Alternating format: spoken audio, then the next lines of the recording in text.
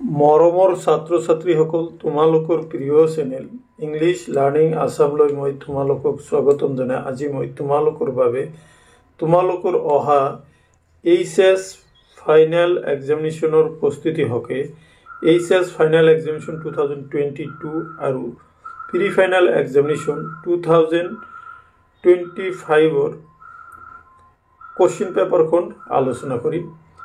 মৰমৰ ছাত্ৰ ছাত্ৰীসকল, তোমালোকে এই ভিডিঅ'ত তোমালোকৰ অহা পৰীক্ষাত অহাৰ সম্ভাৱনা থকা 50টাৰ বা তোমালোকে 50 মাৰ্কৰ কোশ্চিন তোমালোকে এই ভিডিঅ'ৰ জৰিয়তে পাবা। গতিকে তোমালোকে ভিডিঅ'টি প্ৰথমৰ পৰা শেষলৈ চাবা বুলি আশা ৰাখিলোঁ। ইয়াতে প্ৰথম প্ৰশ্নটো লোৱা হৈছে 2022 চনৰ পৰীক্ষাৰ প্ৰশ্নৰ পৰা। মাধ্যমিক শিক্ষাৰ লক্ষ্য সম্পৰ্কে মডেলিয়াৰ আয়োগে আগবঢ়োৱা দুটা পৰামৰ্শ উল্লেখ কৰা। উত্তৰ, মাধ্যমিক শিক্ষাৰ লক্ষ্য হিচাপে মডেলিয়াৰ আয়োগে আগবঢ়োৱা দুটা পৰামৰ্শ হ'ল, নম্বৰ 1, দেশৰ শিক্ষাৰ্থীসকলক সুনাগৰিক হিচাপে গঢ়ি তোলাই মাধ্যমিক শিক্ষাৰ লক্ষ্য। 2, দেশৰ অৰ্থনৈতিক অৱস্থাৰ শ্ৰীবৃদ্ধিৰ বাবে শিক্ষাৰ্থীসকলক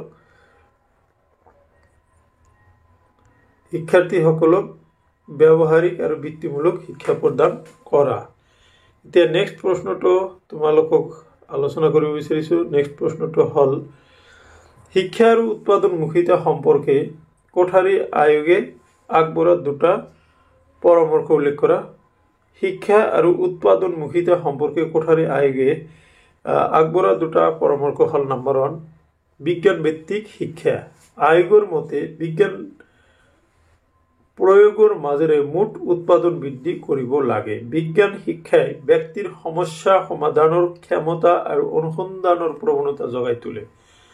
নম্বৰ 2, কৰ্ম অভিজ্ঞতা সাধাৰণ আৰু বৃত্তিমূলক সকলোবোৰ বিষয় শিক্ষাৰ অবিচ্ছেদ্য অংগ হ'ব লাগে। কৰ্ম অভিজ্ঞতাই বুদ্ধিজীৱী আৰু শ্ৰমজীৱী সকলৰ মাজৰ ব্যৱধান আঁতৰ কৰে। তাৰপিছত তোমালোকে চোৱা, অগতানুগতিক শিক্ষাৰ দুটা উদ্দেশ্য উল্লেখ কৰা। অগতানুগতিক শিক্ষাৰ দুটা উদ্দেশ্য হ'ল, নম্বৰ 1, আনুষ্ঠানিক শিক্ষাৰ পৰা বঞ্চিত সমাজৰ সকলো শ্ৰেণীৰ লোকক শিক্ষাৰ প্ৰদান সূতিৰ প্ৰতি অনুধাৱিত কৰি শিক্ষা সাৰ্বজনীনত সহায় কৰা। 2, মানৱ সম্পদৰ উপযুক্ত ব্যৱহাৰৰ যোগেদি জাতীয় আয় বৃদ্ধি কৰা। তাৰপিছত দূৰ শিক্ষাৰ দুটা তাৎপৰ্যপূৰ্ণ দিশ উল্লেখ কৰা।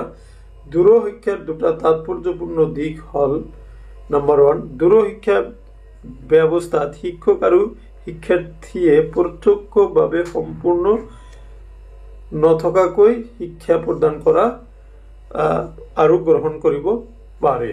2, ই এক অগতানুগতিক শিক্ষা ব্যৱস্থা য'ত আনুষ্ঠানিক শিক্ষাৰ বাধ্যতামূলক নীতি নিয়মসমূহ নমনীয় কৰি তোলা হৈছে। তাৰপিছত তোমালোকৰ নেক্সট প্ৰশ্ন আছে, পৰিৱেশ শিক্ষাৰ দুটা নীতি উল্লেখ কৰা। কেইবাবাৰো মই এই প্ৰশ্নৰ সমাধান তোমালোকৰ আগত আলোচনা কৰিছোঁ, তথাপি আৰু এবাৰ তোমালোকক মনত পেলাই দিছোঁ।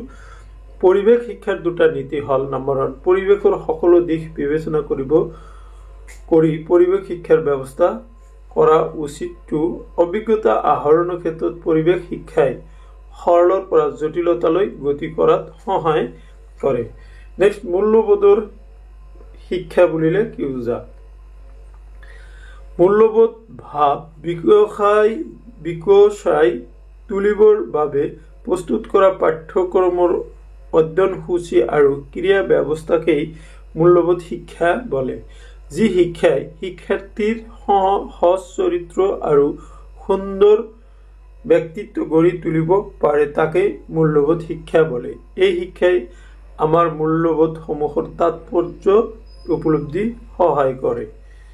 নেক্সট, পৰিপক্কতা আৰু শিক্ষণৰ মাজত থকা দুটা পাৰ্থক্য উল্লেখ কৰা।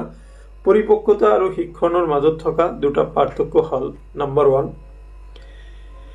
শিক্ষণ এক অবিৰত আৰু জীৱনজোৰা প্ৰক্ৰিয়া, আনহাতে পৰিপক্কতা জীৱনজোৰা প্ৰক্ৰিয়া নহয়। 2, শিক্ষণ এক মানসিক প্ৰক্ৰিয়া, আনহাতে পৰিপক্কতা হৈছে জৈৱিক প্ৰক্ৰিয়া।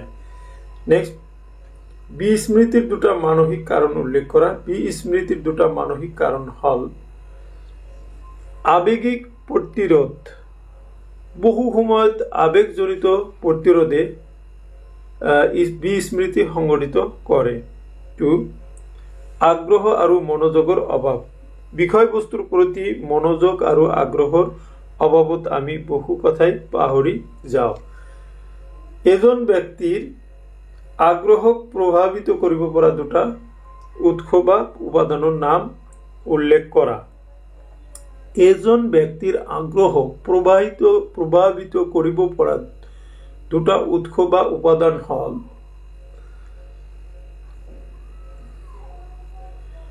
ব্যক্তিগত উপাদান, যেনে শাৰীৰিক আৰু মানসিক স্বাস্থ্য, বয়স, লিংগ, প্ৰৱণতা, ক্ষমতা আদি।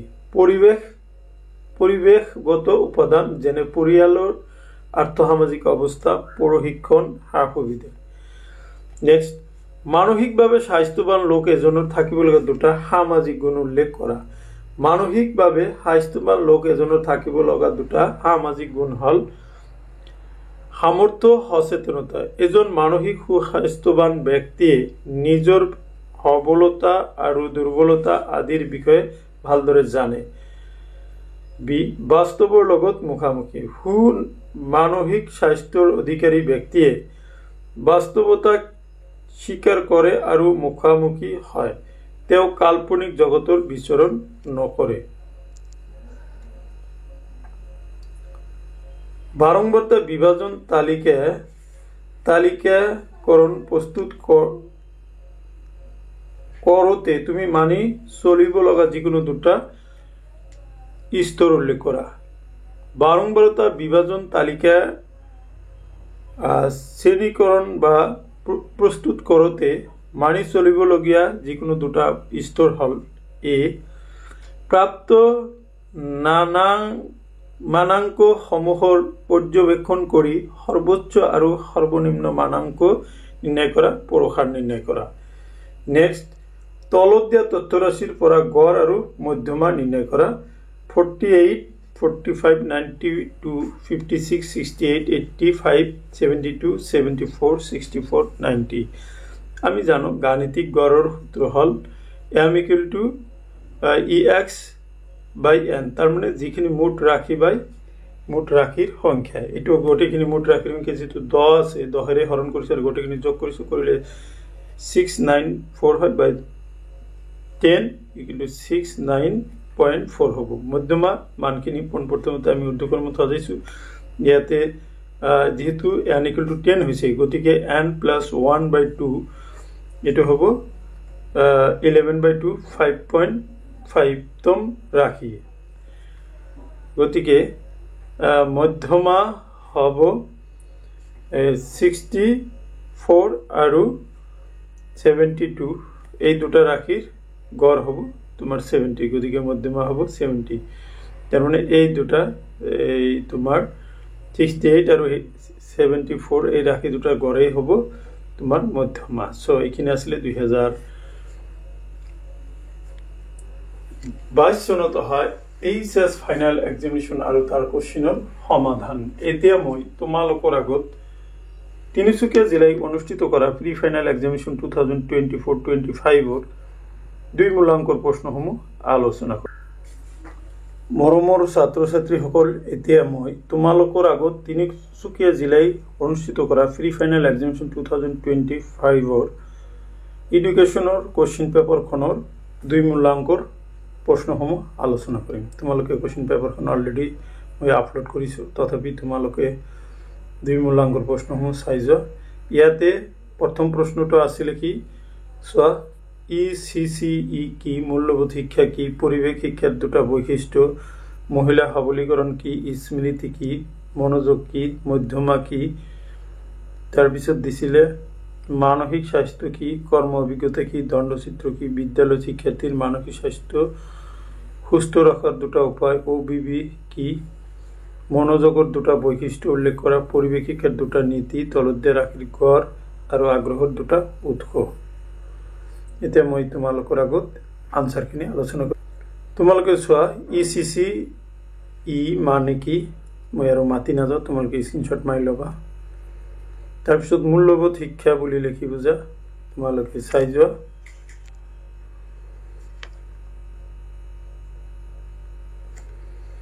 তাৰপিছত তোমালোকে পৰিৱেশ শিক্ষাৰ দুটা বৈশিষ্ট্য ওকে মহিলা সবলীকৰণ বুলি লিখি বুজা স্মৃতি কি তোমালোকে স্মৃতি কি এইটো চাই লোৱা তাৰপিছত তোমালোকে পৰিৱেশ শিক্ষাৰ দুটা মনোযোগ কি মনোযোগ হৈ গ'ল তাৰপিছত তোমালোকে মধ্যমা কি ইয়াৰ এটা সুবিধা লিখে বা মধ্যমা কি লিখে যেহেতু পৰীক্ষাত প্ৰশ্নটা আহিছিল মধ্যমাৰ অসুবিধা দিছোঁ তাৰপিছত মানসিক স্বাস্থ্যৰ সংজ্ঞা লিখে চাই যোৱা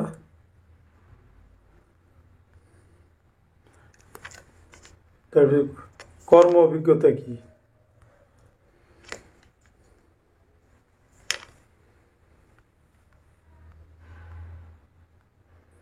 ওকে তাৰপিছত দণ্ডচিত্ৰ কি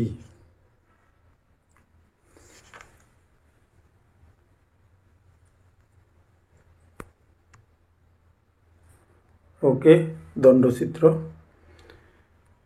বিদ্যালয়ত মানসিক স্বাস্থ্যৰ সমস্যা ৰোধ কৰাৰ বাবে বিদ্যালয় গ্ৰহণ কৰিব পৰা এটা ব্যৱস্থা ইয়াতে মই দুটা দি দিছোঁ চোৱা অপাৰেশ্যন ব্ল্যাকবোৰ্ড বা OBB কি দেখা এইটো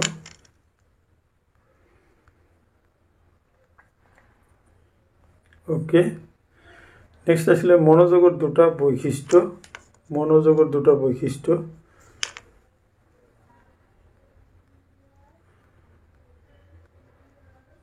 পৰিৱেশ শিক্ষাৰ দুটা নীতি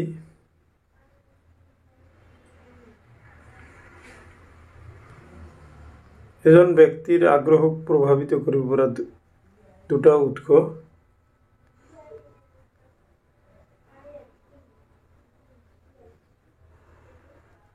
So, my dear students, এইখিনি আছিলে আজিৰ ভিডিঅ'ৰ বিষয়বস্তু। Thank you for watching.